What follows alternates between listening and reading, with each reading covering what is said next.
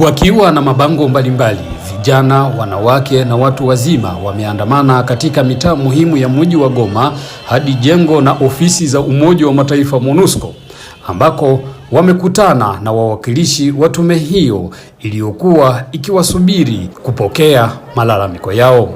Soni Mulume ni mmoja wa viongozi wa mashirika ya kiraia walioandaa maandamano mjini Goma, Kivu Kaskazini, eneo lililo chini ya utawala wa AFC M23. Hii manifestation tuliweza kuorganize ili tudenonse, tupinge hiyo sanction ambayo wametilia au wa viongozi wa chama AFC M23, sababu hiyo sanction inaweza sababisha hii krizi ambayo tunaishi miaka nyingi iweze ikaendelee, inaweza ikafunga milango kwa mazungumzo yoyote, ijapokuwa tunakuwa ndani ya mazungumzo, yani AFC M23 na government ya Kongo wanakuwa ndani ya mazungumzo.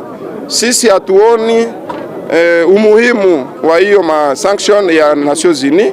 Ya pili ilikuwa sababu ya kudenonse hiyo masakre ambayo imeendelea huko Beni. Population imesufiri siku nyingi, wameteseka, na hiyo tuliweza kuidenonse ili viongozi watwale disposition ili wamalize hiyo vita.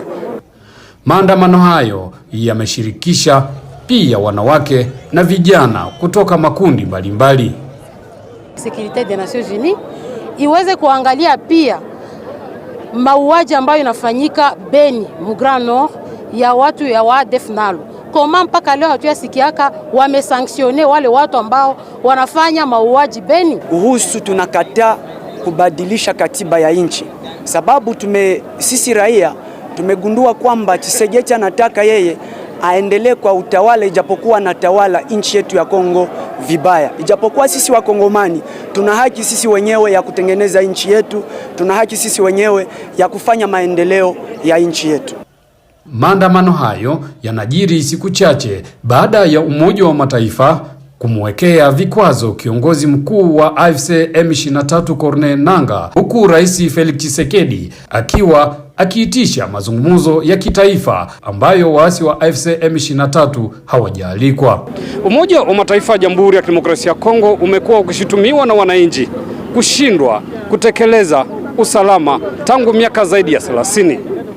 Oser Malivika, DW, Goma.